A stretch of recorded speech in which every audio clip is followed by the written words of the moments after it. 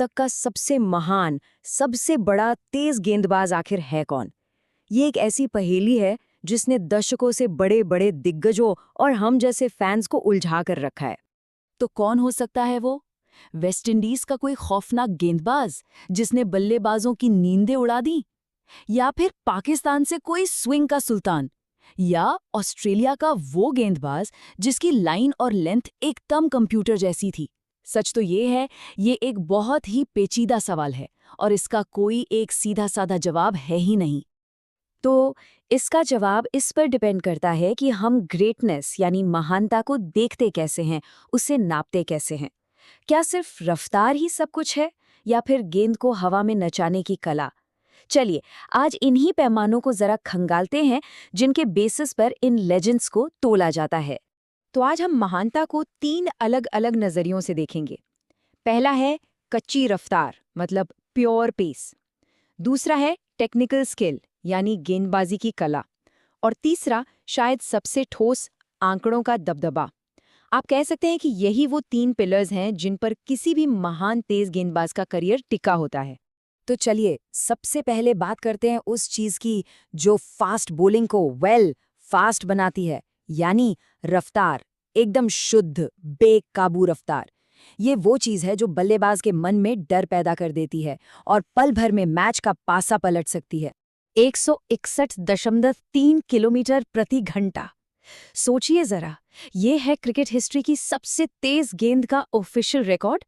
और ये कमाल किया था पाकिस्तान के शुएब अख्तर ने 2003 में इंग्लैंड के खिलाफ। रावलपिंडी एक्सप्रेस ने सही मायनों में स्पीड की परिभाषा ही बदल कर रख दी थी।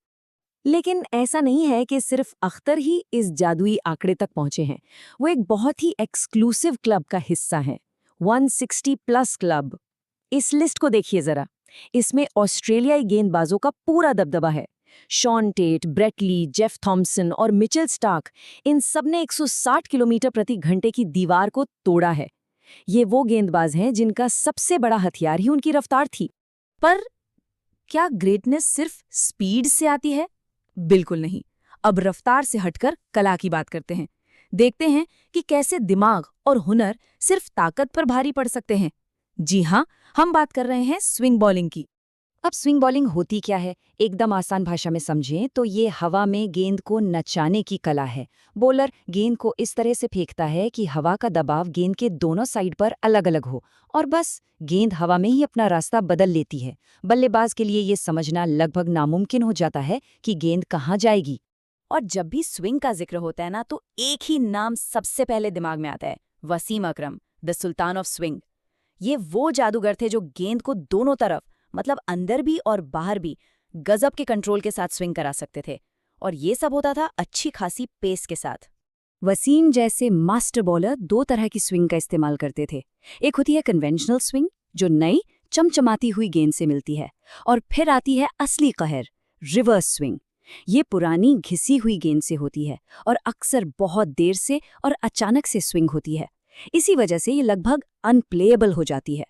वसीम और उनके पार्टनर वकार यूनिस इस कला के बेताज बादशाह थे और इसी ने उन्हें 90s की सबसे खतरनाक बॉलिंग जोड़ी बनाया। वैसे इस कला की माहिरों की लिस्ट काफी लंबी है। इंग्लैंड के जिमी एंडरसन, जो फास्ट बॉलर्स में सबसे ज्यादा विकेट लेने वाले गेंदबाज हैं।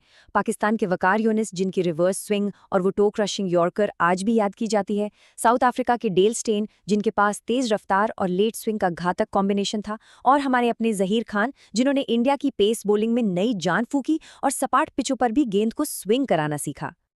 तो ठीक है, रफ्तार डराती है, स्विंग चकमा देती है, लेकिन कुछ गेंदबाजों की महानता का सबूत है नंबर्स, ठंडे सीधे सपाट आंकड़े जिनसे आप बहस नहीं कर सकते।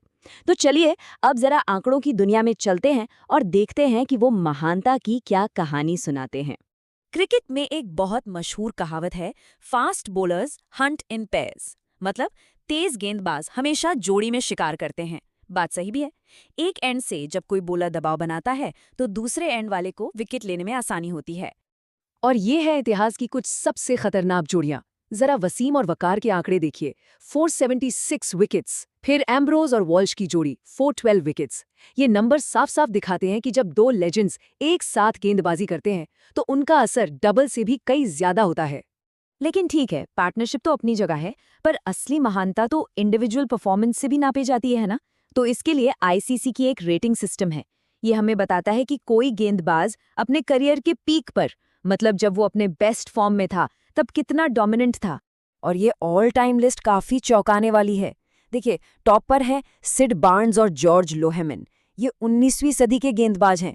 नंबर 3 पर है पाकिस्तान के लेजेंडरी कप्तान इमरान खान, और फिर आते हैं ग्लेन मैग्रा और पैट कमिंस, जो दिखाते हैं कि आज के दौर के गेंदबाज भी उन पुराने दिग्गजों के साथ कंधे से कंधा मिलाकर खड़े हैं। इससे एक बात तो साफ है, असली टैलेंट किसी भी दौर का मोहताज नहीं होता। अब अगर हम कंसिस्टेंसी यानी निरंतरता की बात करें तो एक नाम सबसे ऊपर आता है, ग्लेन मैग्रा। 563 टेस्ट विकेट्स, औसत सिर्फ 21.64 का, और वो बल्लेबाज के दिमाग से खेलने की कला, हमेशा कॉरिडोर ऑफ अनसर्टेनिटी में गेंद डालना। लेकिन सबसे कमाल का फैक्ट ये है कि एक बार जब वो आईसीसी रैंकिंग के टॉप 5 में घुसे ना, तो रिटायर होने तक कभी उससे बाहर नहीं निकले। ये होती है असली महानता। तो हमने रफ्तार देख ली, कलाकारी देख ली और आंकड़ों को भी खंगाल लिया है। अब सवाल यह है कि इन सबको मिलाकर देखें तो हम कहाँ पहुंचते हैं? क्या कोई फैसला हो सकता है? तो हमने देखा कि महानता को परखने के 3 बड़े पैमाने हैं। पहला, कच्ची रफ्तार यानी खौफ पैदा करने की ताकत, जैसे शोएब अख्तर या ब्रेट ली। दूसरा, कला और स्विंग यानी बल्लेबाज को चकमा देने का हुनर, जैसे वसीम अकरम या जेम्स एंडरसन। और तीसरा, आंकड़ों का दबदबा यानी लगातार सालों साल बेहतरीन प्रदर्शन करना, जैसे ग्लेन मैग्रा। तो आखिर में सवाल फिर वही है, असली महानता क्या है? रफ्तार, कला या फिर आंकड़े?